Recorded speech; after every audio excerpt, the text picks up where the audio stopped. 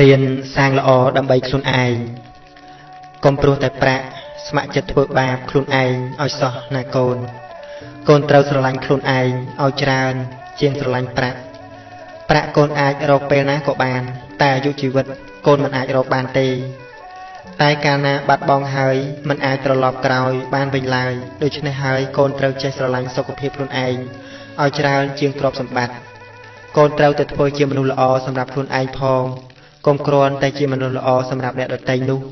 បានន័យថាម៉ែចង់ឲ្យកូនជាមនុស្សល្អពិតប្រាកដទាំងខាងមុខទាំងខាងក្រោយកុំជាមនុស្សលាក់ពុតល្អតែចំពោះមុខអ្នកដទៃកូនត្រូវរស់នៅដោយសេចក្តីរីករាយមិនក្តៅក្រហាយចិត្តហើយត្រូវចេះមានសេចក្តីសុខជាមួយនឹងខ្លួនឯងដែលជាមនុស្សល្អពិតមានពាក្យមួយគេតែងនិយាយថាឈ្នះល្បែងទិញរបស់ប៉ុន្តែដល់ចាញ់ល្បែងអស់លក់របស់លេងល្បែងពាក្យនេះវាមិនខុសទេពីជីវិតពិតរបស់មនុស្សខ្លះសពថ្ងៃនេះកូនមួយថ្ងៃខំប្រឹងធ្វើការរកទ្រព្យទុកដាក់ទិញរបស់មានតម្លៃថ្លៃដើម្បីបង្អួតបង្អល់អ្នកដទៃឲ្យគេមើលមកឃើញថាល្អអស្ចារ្យឃើញថាគ្រាន់បើរហូតគ្មានពេលវេលាធ្វើសេចក្តីល្អសម្រាប់ខ្លួនឯងមិនហ៊ានចំណាយទ្រព្យធនបន្តិចបន្តួចដើម្បីធ្វើទានតែដល់ពេលមានជំងឺអ្វីមួយធ្ងន់ក៏ត្រូវចំណាយទ្រព្យលក់របស់ដែលខ្លួនរកបានមកនោះអស់គ្មានសល់ដើម្បីយកមកព្យាបាលហើយទីបំផុតជីវិតនេះក៏ត្រូវស្លាប់សួរថាទ្រព្យសម្បត្តិទាំងអស់នោះមានតម្លៃជាងជីវិតឬក៏ជីវិតមានតម្លៃជាងទ្រព្យបើថាជីវិតមានតម្លៃជាងទ្រព្យទាំងនោះចុះហេតុអ្វីបានជាត្រូវចំណាយពេលវេលា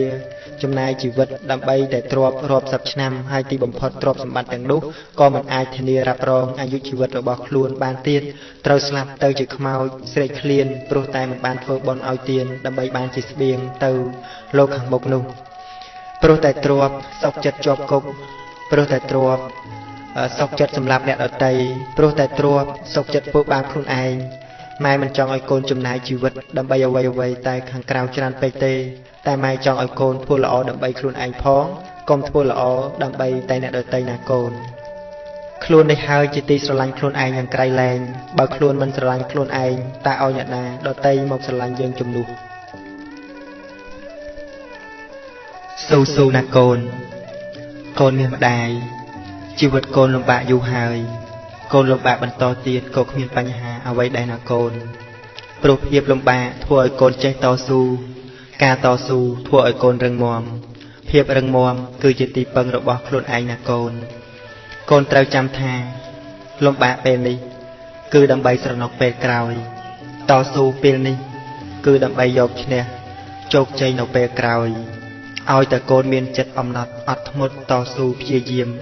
គ្មានឧបសគ្គណាចូលមកជ្រៀតជ្រែកជីវិតកូនបានឡើយការតស៊ូប្រកបដោយឧត្តមគតិគឺជាអាវុធដ៏មុតស្រួចដែលពុះជ្រែកបំបែកថ្មតាំងគឺឧបសគ្គឲ្យបែកបាក់បានដូច្នេះកូនត្រូវតែតស៊ូគឺស៊ូទៅមុខទៀតណាកូនពន្លឺរស្មីនៃជីវិតកំពុងតែរងចាំបំភ្លឺជីវិតកូនហើយកូនត្រូវតែប្រឹងគឺប្រឹងដើម្បីឆ្ពោះទៅចាប់យកពន្លឺជីវិតនោះឲ្យបានកូនអើយម៉ែសុំទោសដែលម៉ែគ្មានលទ្ធភាពគ្រប់គ្រាន់ជួយជីវិតកូនកុំឲ្យលំបាកម៉ែមានតែពាក្យណែនាំប្រាប់កូនឲ្យចេះតស៊ូក្នុងការសិក្សារៀនសូត្រឬតស៊ូក្នុងការធ្វើការងារគ្រប់យ៉ាងដើម្បីជីវិតកូនបានល្អប្រសើរតែប៉ុណ្ណោះទោះជាស្ថិតក្នុងកលៈទេសៈណាក៏ដោយក៏កូនត្រូវតែខំប្រឹងប្រែងខំមាត់សង្កត់ចិត្តយកឈ្នះសេចក្តីលំបាកឲ្យបានណាកូនកូនត្រូវសម្លឹងឲ្យវែងឆ្ងាយដើរឆ្ពោះទៅកាន់គោលដៅដែលកូនចង់ទៅហើយដំណើរមួយជំហានរបស់កូនត្រូវតែប្រកបដោយគំនិតនិងគិតច្បាស់លាស់ព្រោះជីវិតនេះនៅវែងឆ្ងាយទៀតណាស់កូនបើកូនគិតសាដំណើរជីវិតរបស់កូននឹងជួបឧបសគ្គម្ខានតែទោះជាយ៉ាងណាម៉ែមានតែពាក្យថាស៊ូណាកូន4យ៉ាងនាំឲ្យដំណើរជីវិតរបស់កូនបានដល់គោលដៅនោះគឺឆន្ទៈពេញចិត្តនឹងធ្វើដំណើរវិរិយៈព្យាយាមដើរទៅមុខចិត្តយកចិត្តទុកដាក់ក្នុងពេលដែលធ្វើដំណើរវិមង្សាគិតត្រេះរិះពិចារណាដោយបញ្ញាស្មារតីក្នុងផ្លូវដែលខ្លួនឯងកំពុងដើរថាតើផ្លូវខុសឬផ្លូវត្រូវកុំឲ្យស្ដាយក្រោយពេលដែលដើរខុសផ្លូវកូនត្រូវបន្តដើរទៅមុខដោយរីករាយកូនកុំស្ដាយអតីតកាលតែកូនត្រូវព្យាយាមធ្វើបច្ចុប្បន្ននេះឲ្យល្អ ដើម្បីបន្តទៅអនាគតដ៏ភ្លឺស្វាងរបស់កូនក្នុងឆ្នាំងគឺមានបាយក្នុងកាយគឺមានបេះដូងហើយក្នុងបេះដូងគឺត្រូវតែមានពាក្យថាស៊ូស៊ូតស៊ូណាកូនស្ដាប់ម្ដាយណាកូនកូនមានម្ដាយស្ដាប់ម្ដាយណាកូនកូនកុំភ្លើតភ្លើនជាមួយនឹងរឿងរ៉ាវស្នេហាហួសព្រំដែនហើយក៏កុំបណ្ដាត់បណ្ដោយខ្លួនឲ្យងប់ងល់ឆ្លុះវង្វេងលិចលង់នៅក្នុងអន្លង់នៃសេចក្តីស្នេហាខ្លាំងពេកកូនអើយវាចាផ្អែមល្ហែមលួងលោមរបស់ប្រុសព្រានបោកប្រាស់វាងាយណាស់ដែលធ្វើឲ្យកូនចាញ់កលបាក់ចិត្តហើយជឿជាក់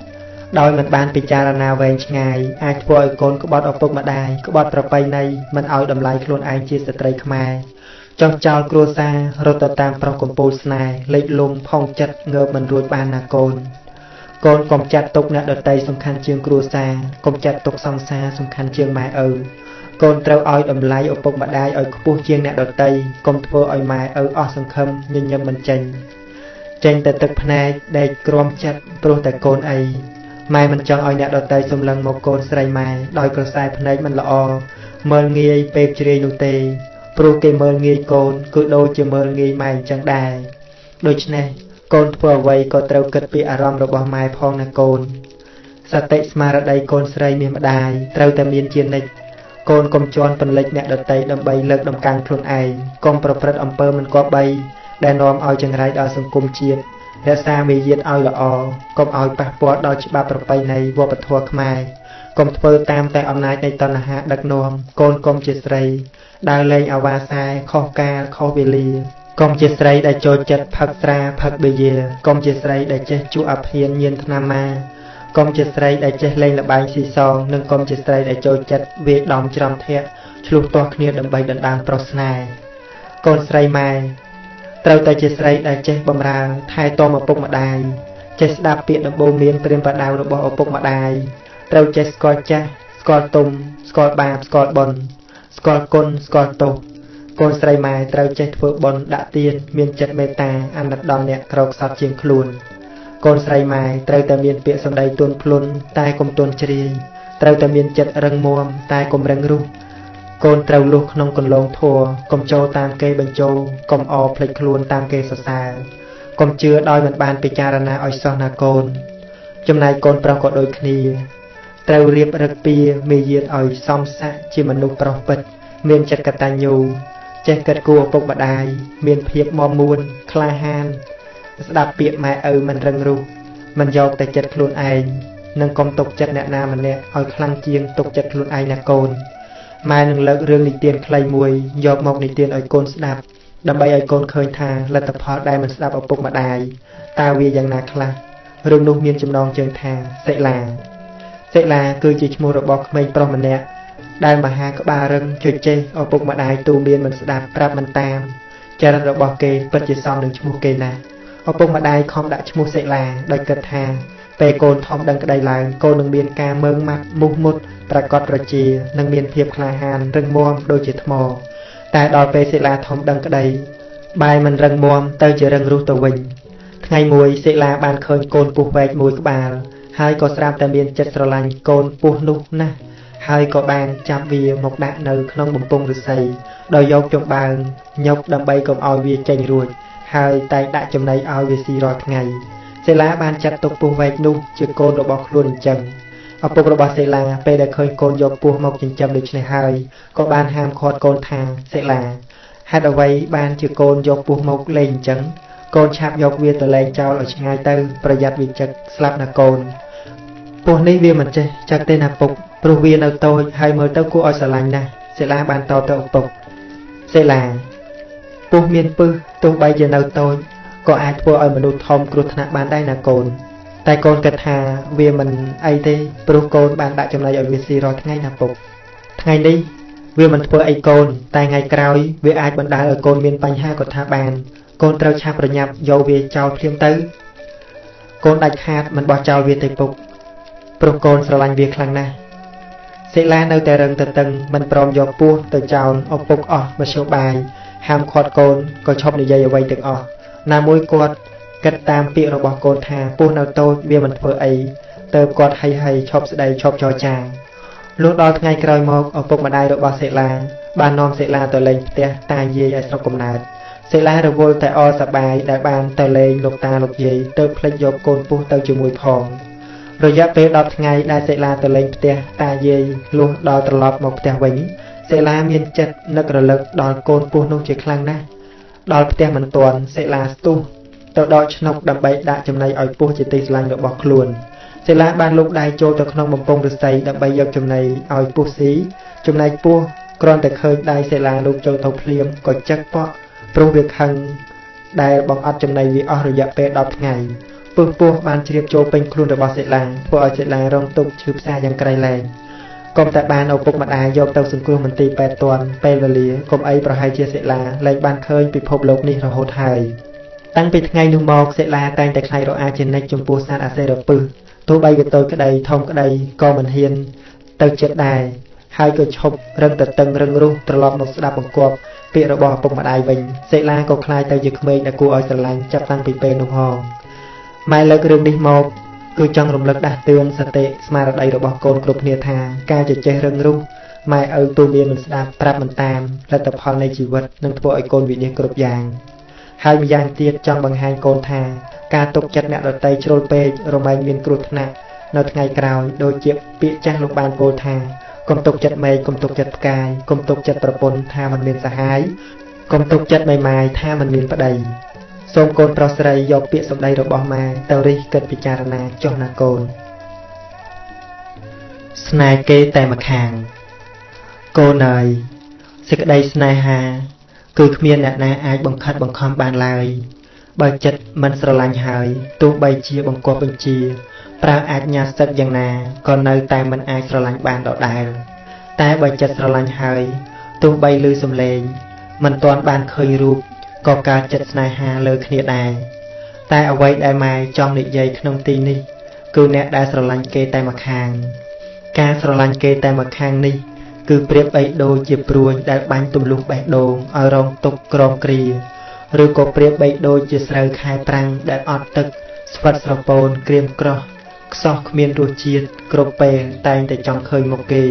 ចង់ឮសំឡេងគេចង់និយាយសារសងជាមួយគេតែអ្វីបានត្រឹមតែគិតតែម្នាក់ឯងលួចស្រឡាញ់គេតែម្នាក់ឯងលួចនឹកគេតែម្នាក់ឯងទាំងដែលភក្តីមកខាងគេគ្មានចាប់អារម្មណ៍មកលើខ្លួនបន្តិចតតែសោះពេលខ្លះចូលមើល profile គេផ្ញើសារទៅគេតែគេមិនខ្វល់គេបានត្រឹមតែមើលហើយមិនខ្ជិលឆ្លើយតបមកវិញអារម្មណ៍ពេលនោះគឺដូចជាគេចាប់ក្បាលអុកទៅនឹងផែនដីគឺវាឈឺចាប់ណាស់អ្នកស្រឡាញ់គេតែម្ខាងពិតជាគួរឲ្យអាណិតយ៉ាងក្រៃលែងបើសិនជាកូនស្ថិតនៅក្នុងស្ថានភាពបែបនេះត្រូវតែព្យាយាមប្រឹងប្រែងរើបំរាស់ខ្លួនឯងឲ្យបានកុំឲ្យលងផុងកាន់តែជ្រៅជាងនេះត្រូវគិតសារជាថ្មីប្រើសតិស្មារតីឲ្យរឹងមាំដើម្បីជួយខ្លួនឯងឲ្យផុតពីរណ្ដៅនៃសេចក្តីស្នេហាដែលកើតឡើងតែម្ខាងនេះកូនកុំចោលខ្លួនឯងកុំបៀតបៀនខ្លួនឯងនិងកុំបិទបៀនអ្នកដទៃ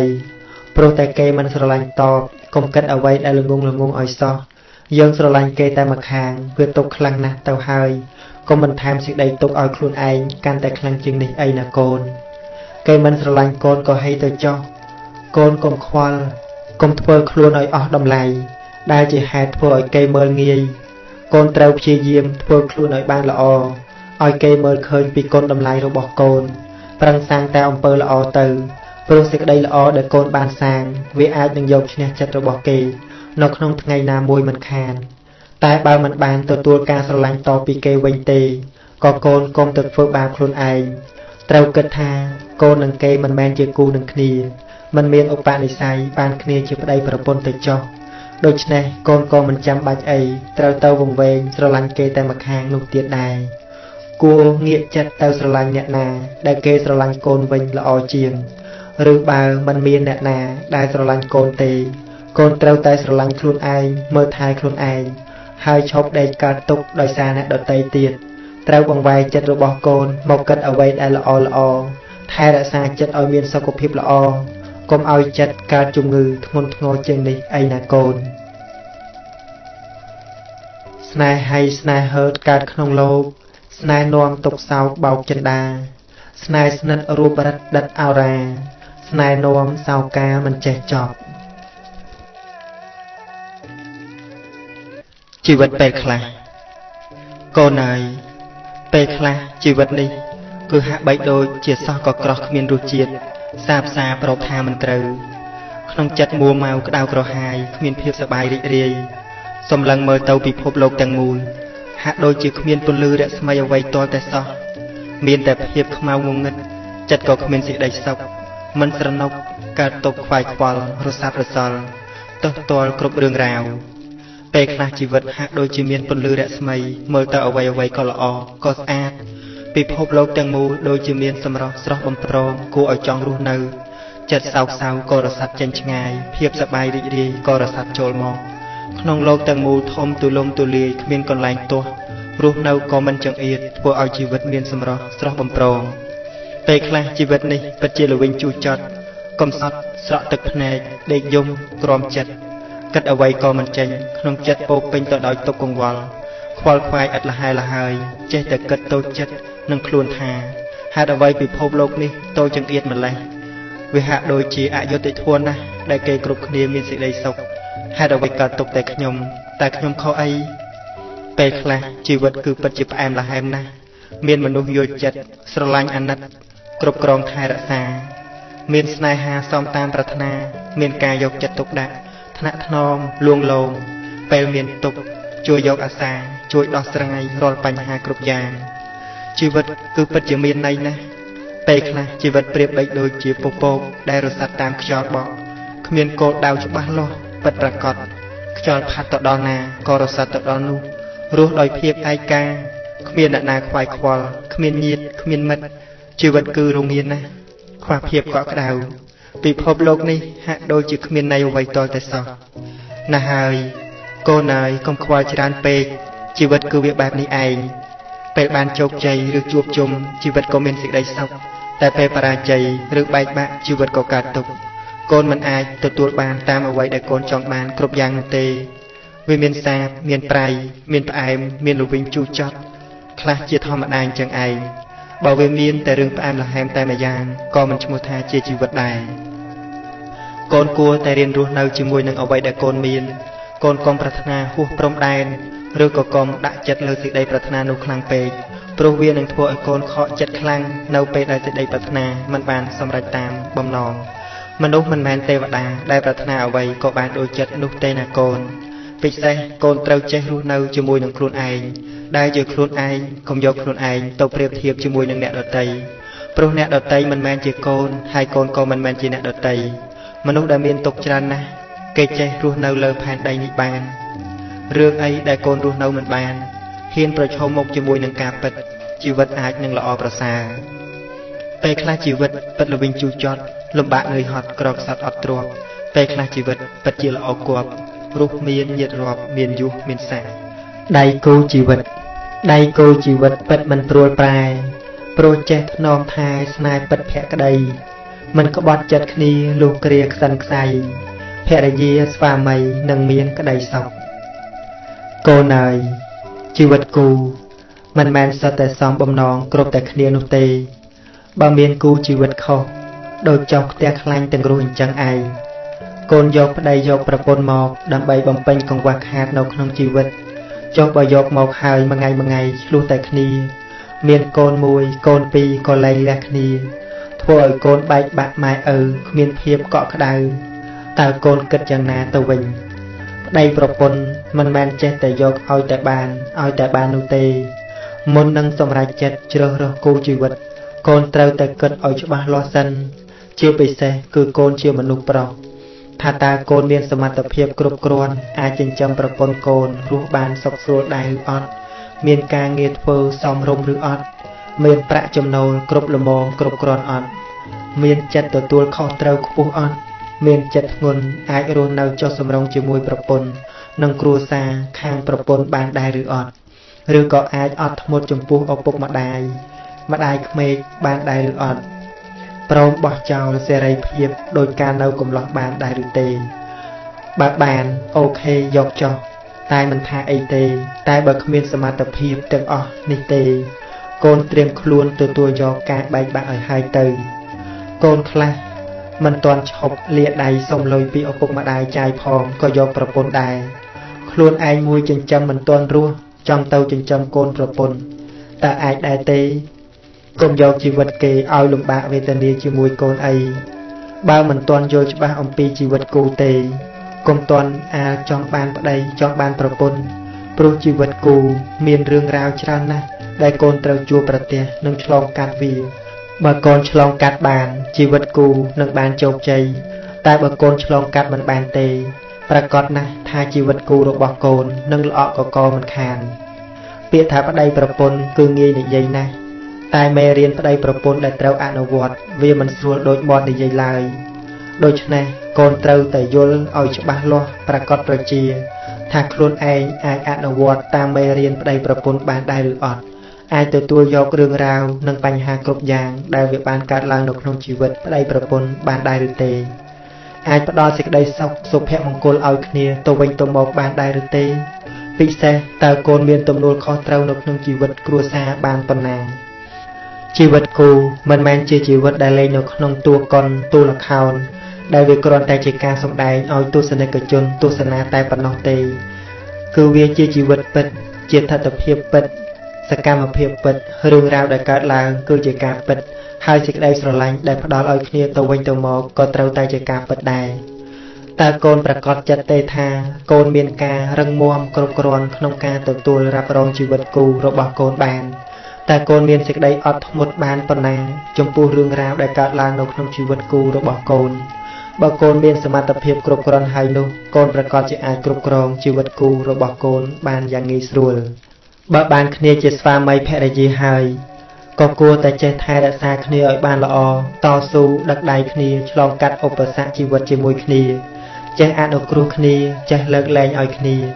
កូនត្រូវស្រឡាញ់គ្នាដោយមេត្តាឲ្យច្រើនជាងស្រឡាញ់គ្នាដោយតណ្ហាមានចិត្តស្មោះស្ម័គ្រភក្តីភាពនឹងគ្នានោះហើយឈ្មោះថាកូនមានដៃគូជីវិតដែលពិតប្រាកដសេចក្តីសុខសុភមង្គលក៏កើតឡើងពិតប្រាកដនៅក្នុងគូជីវិតរបស់កូនដូចគ្នាក្នុងនាមកូនជាស្វាមីក៏បីឲ្យតម្លៃនិងលើកតម្កើងដល់នាងដែលជាភរិយាឲ្យដូចជាម្ដាយឬឲ្យដូចជាបងប្អូនស្រីមិនមើលងាយវាតម្លៃដោយការមិនពេញចិត្តឬដោយការប្រមាថផ្សេងត្រូវចេះស្រឡាញ់ចេះអាណិតស្និទ្ធស្នេហ៍នៅក្បែរថ្នាក់ថ្នមលួងលោមលើកទឹកចិត្តកុំក្បត់ផិតលួចលាក់មាន2មាន3មានក្នុងមានក្រៅមានដើមមានចុងហើយដែលសំខាន់ផ្ដល់ភាពជាធំឲ្យទៅនាងដែលជាភរិយាក្នុងការគ្រប់គ្រងថែរក្សាទ្រព្យសម្បត្តិផ្ទះសម្បែងដែលខ្លួនឯងរកបាននិងផ្ដល់នូវគ្រឿងអលង្ការសម្រាប់នាងតុបតែងខ្លួនប្រាណជាដើមក្នុងនាមកូនជាភរិយាក៏បីជាស្ត្រីដែលចេះទុកចេះដាក់ចេះថែរក្សាការពារទ្រព្យសម្បត្តិដែលស្វាមីរកបានមកនិងចេះរៀបចំផ្ទះសម្បែងឲ្យមានរបៀបរៀបរយល្អចេះដាំចេះស្លកុំខ្ជិលកុំទម្រុនរហ័សរហួនក្នុងការងារជាស្ត្រីមេផ្ទះត្រូវចេះស្រឡាញ់រាប់អានញាតិទាំងសងខាងគឺទាំងខាងខ្លួនឯងទាំងខាងស្វាមីនិងមិនត្រូវមានចិត្តប្រព្រឹត្តក្បត់ចិត្តស្វាមីនោះឡើយដោយកុំឃើញប្រុសដតីល្អជាងប្តីខ្លួនឯងឲ្យសោះថែរក្សាចិត្តស្មោះចំពោះស្វាមីរបស់ខ្លួនឯងតែម្នាក់ប៉ុណ្ណោះមិនបញ្ចេញមាយាញាក់ញក់ដាក់បុរសដតីត្រូវមានស្មារតីចាំជានិច្ចថាខ្លួនឯងមានស្វាមីរួចហើយដៃគូជីវិតគឺជាការរួមសុខរួមទុក្ខផ្ដល់កម្លាំងចិត្តឲ្យគ្នាទៅវិញទៅមកចេះយោគយល់អធ្យាស្រ័យគ្នាចេះអត់ឱនទោសកំហុសតិចតួចដល់គ្នានឹងគ្នាធ្វើរួមគ្នាគិតរួមគ្នាព្រមព្រៀងគ្នាគិតនឹងព្រមព្រៀងគ្នាធ្វើមិនលាក់លៀមមុខក្រោយមុននឹងសម្រេចចិត្តធ្វើអ្វីមួយត្រូវចេះពិភាក្សាគ្នាជាមុនចេះផ្ដល់មតិយោបល់ដល់គ្នាបើភរិយាស្វាមីធ្វើបានប៉ុណ្ណឹងនោះដៃគូជីវិតនឹងមានតែសេចក្តីសុខសុភមង្គលរហូតជាដរាបរៀងទៅដៃគូជីវិតពិតមិនព្រួលប្រែព្រោះចេះថ្នមថែស្នេហ៍ពិតភក្តីមិនក្បត់ចិត្តគ្នាលុះគ្រាខ្សិនខ្សៃភរិយាស្វាមីនឹងមានក្តីសុខតម្លៃនៃជីវិតកូនណាយជីវិតដែលមានតម្លៃមិនមែនស្ថិតនៅលើអ្នកដទៃគេផ្ដល់ឲ្យនោះទេហើយក៏មិនមែនស្ថិតនៅលើវត្ថុសម្ភារៈអ្វីខាងក្រៅនោះដែរតម្លៃជីវិតគឺស្ថិតនៅត្រង់បេះដូងខាងក្នុងព្រោះបើបេះដូងខាងក្នុងល្អផ្សាយបន្តមកខាងក្រៅក៏ល្អទ ទោះបីអ្នកដតីគេមើលមិនឃើញពីតម្លៃនៃជីវិតកូនក៏កូនខ្លួនឯងស្គាល់ច្បាស់ពីតម្លៃខ្លួនឯងដែរកុំខ្វល់គិតនឹងរឿងដែលគេមិនឲ្យតម្លៃកូនតែត្រូវនឹកខ្វល់នឹងខ្លួនឯងដែលមិនឲ្យតម្លៃខ្លួនឯងឬក៏ធ្វើជីវិតខ្លួនឯងមិនឲ្យមានតម្លៃកូនស្រីគឺស្ថិតនៅត្រង់មានចិត្តភក្តីស្មោះសរល្អបរិសុទ្ធដោយទឹកចិត្តមេត្តាចរិយាមារយាទប្រពៃថ្លៃថ្លាមានការគោរពគួរសមចំពោះចាស់ព្រឹទ្ធាចារ្យមេដាបៃតា